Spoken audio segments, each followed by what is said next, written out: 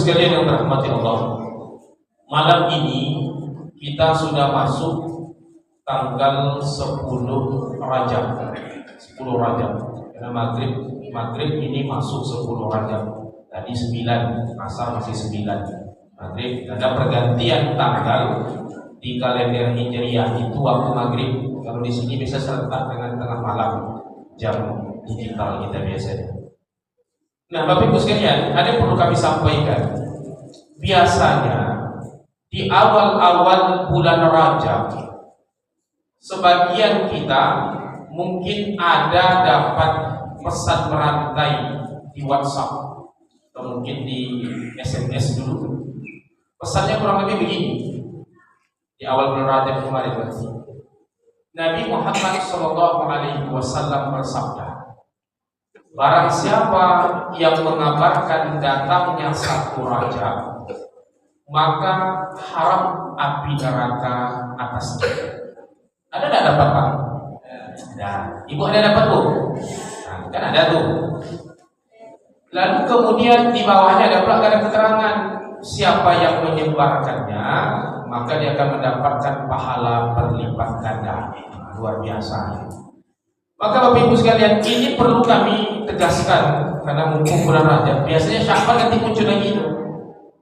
Maka yang disampaikan di dalam pesan berantai itu Bapak Ibu sekalian bukan hadis Nabi. Itu bukan hadis Nabi.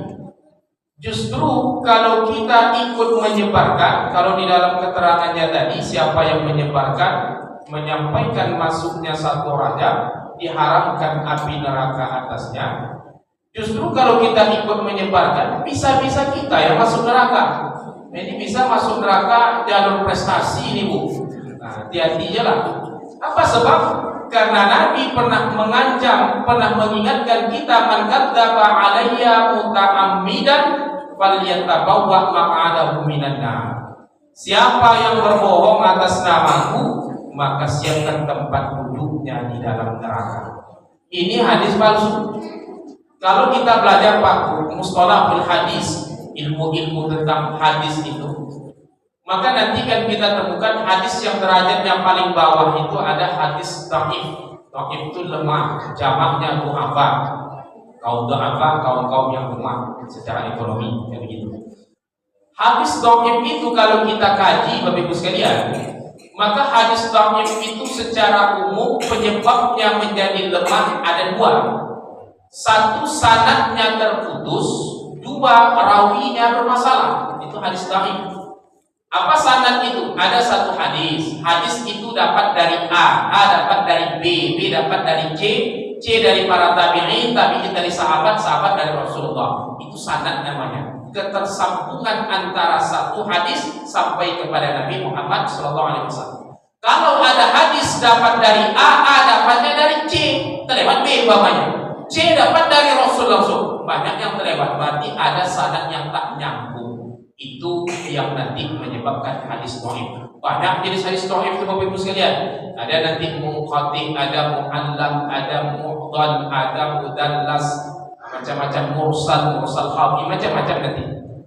Hadis itu yang pertama. Atau yang kedua, rawinya bermasalah.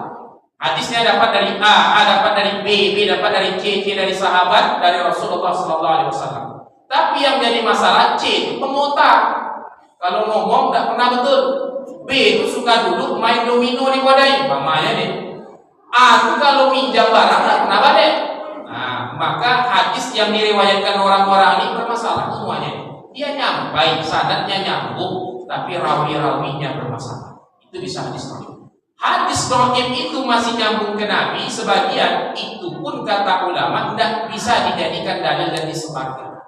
Lebih lagi ini hadis palsu. Nah, tentu lebih tak boleh lagi. Kadang-kala orang menyebarkan hadis palsu itu ada maksud tujuan keuntungan pribadi. Dulu ada Pak tukang jual terong, tak laku terongnya. Dibikinnya hadis Nabi al-badijjan dawa likulida. Terong itu obat segala macam penyakit kata Nabi. Supaya apa? Supaya orang beli terong tadi. Dibilangnya Nabi yang menyampaikan. Itu salah satu contoh hadis palsu.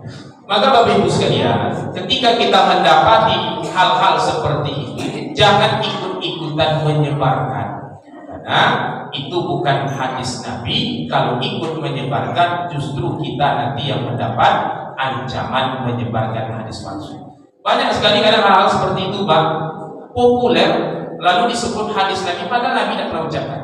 Apalagi dekat Ramadan nanti banyak tuh. Pas buka pertama bapak itu di fotonya, yang pembukaannya itu kan kolak, cendol, segala macam lah di fotonya. Lalu dibikinnya caption di situ. Kata Nabi Muhammad SAW, berbukalah dengan yang manis. Nah, itu contoh hadis palsu juga tuh. Nabi tidak pernah menyebut berbukalah dengan yang manis-manis itu. Nabi tidak pernah ucapkan itu, Bapak Ibu sekalian. Silakan cek di kitab-kitab hadis. Tapi itu populer, dianggap orang hadis Nabi. Nah, karena dianggap hadis Nabi, semua yang manis bulan Ramadan itu diborong, Bapak tuh. Pulang dia nampak di pasar-pasar takjil itu semua yang manis diborong, yang cendol diborong, yang es teler, es doger, segala macam es lah diborong. Yang penting manis. Nah, makanya 3 hari puasa bertambah berat badan 3 ton. Dengan keyakinan yang manis tadi sudah, padahal Nabi tidak pernah ucapkan itu. Pernah saya sampaikan itu bukan hadis, tapi iklan teh botol. Iklan teh botol dijadikan hadis pula.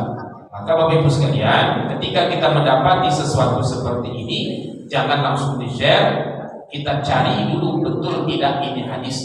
Karena kalau kita ikut menyebarkan, kita termasuk orang yang mendapatkan ancaman Nabi tadi.